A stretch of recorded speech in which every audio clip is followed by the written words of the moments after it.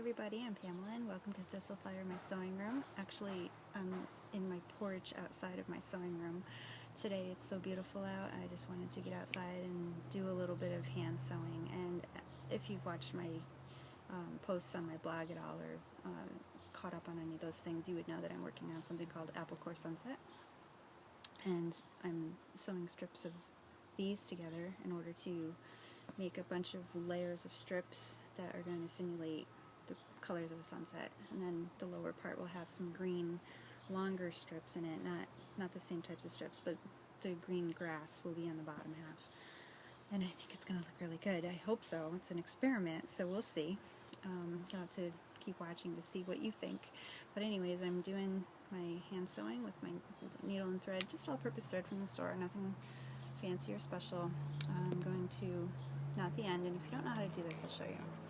I put the end between my fingers and I wrap it around so that it's going all the way around my finger. I can feel both ends of the thread, the end that's cut and the end that's not, under my fingers, and I'm going to pull my fingers away from each other so that they twist around, and then I can go ahead and make a knot. It's very easy to do. You might want to practice a little bit if you've never done that before, but it's a real easy thing to do. I'm using the thread conditioner called Thread Heaven. They make beeswax conditioners for thread, and there's definitely stuff out on the market, but basically you just take your finger, pull your thread over it, put it away.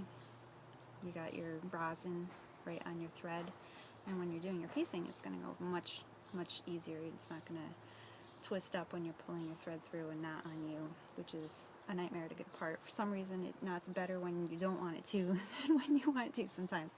Anyways, so we're going to take our material here. You know what, I'm going to do these two pieces because they're different colors. It will be easier for you to see. So I want to take this piece here and I want to add this piece to it. So it's going to look like that. And these will eventually get put onto here. So what I'm going to do is I got to find the middles of both of those sides. So in order to do that, it seems logical, and we'll go ahead and fold it in half. I'm going to get a pin, and I'm going to pin it in place. I can find my pin. Can't find my pin. Here it is. I'm going to just set that right in the center where I just creased it. Now in order to put this on it, I'm going to also fold this one in half. Crease that, and I'm going to set them right sides together, just like you normally would. Now, right now they look a little crooked, so that's not going to work. I want to sort of make them so that these tips are straight. We don't really want them to be crooked. Now I can go ahead and take my pin and put both of them together. Okay, now how on earth do we sew that? Because that's not straight. We're going to take our ends and we're going to line up the edges. This edge on both of them are lined right up. Just hold that in place. You're going to take your needle, thread, go down about 1/4 of an inch. If you're not really comfortable doing that, you can mark it. And just take a stitch. And as you can see, it pulled right through. No knots, no tangles, no nothing. And I like to give it a little tug because you're on the bias and you have play. So I'm going to give it a little tug, and then I'm going to match up. See how these edges aren't really matching up right? And we just want to match the edges. So I just sort of pinch it until the edges line up. So now we're lining up pretty good on both sides. And I'm going to take a couple more stitches. Take as many as you can, as long as your edges are lined up. And I find I can take about 2, maybe 3, before I need to line them up again.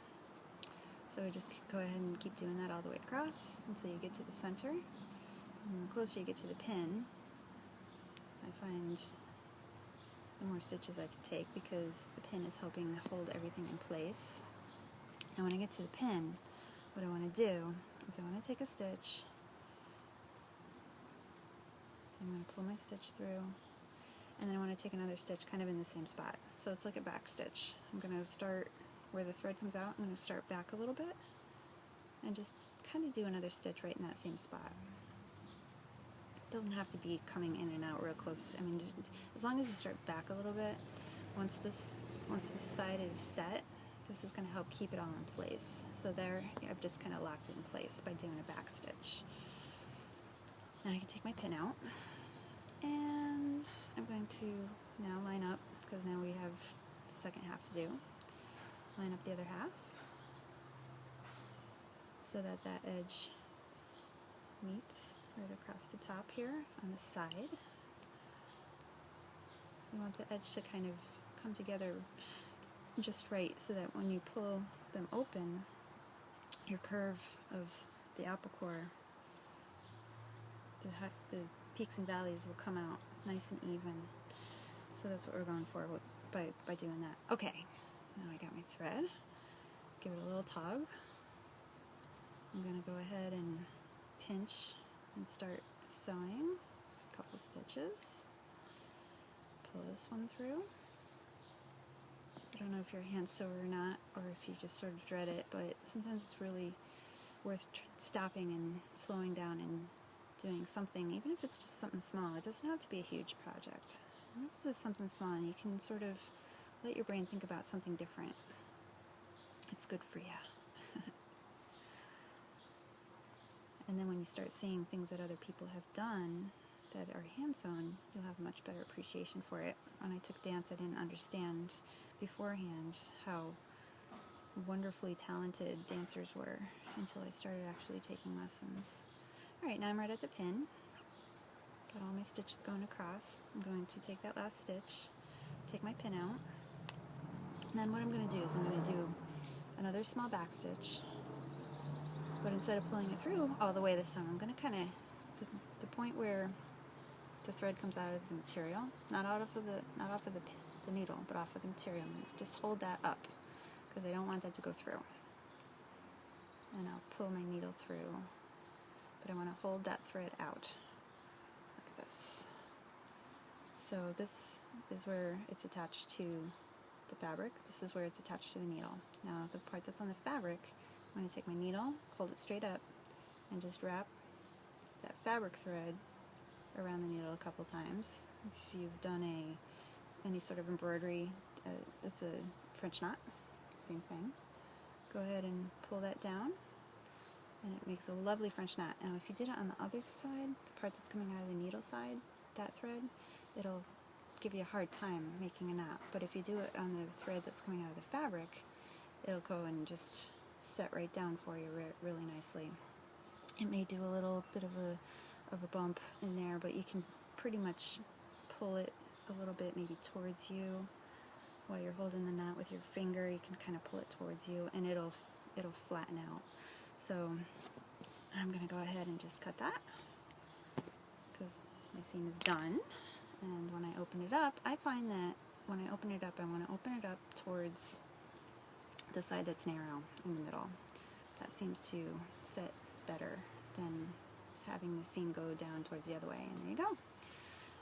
It's an apple core seam. So I hope that you try something like this. If you do, I would really love to hear from you. Sew with me. And if you try out anything, please share with me. We're all interested. Bye.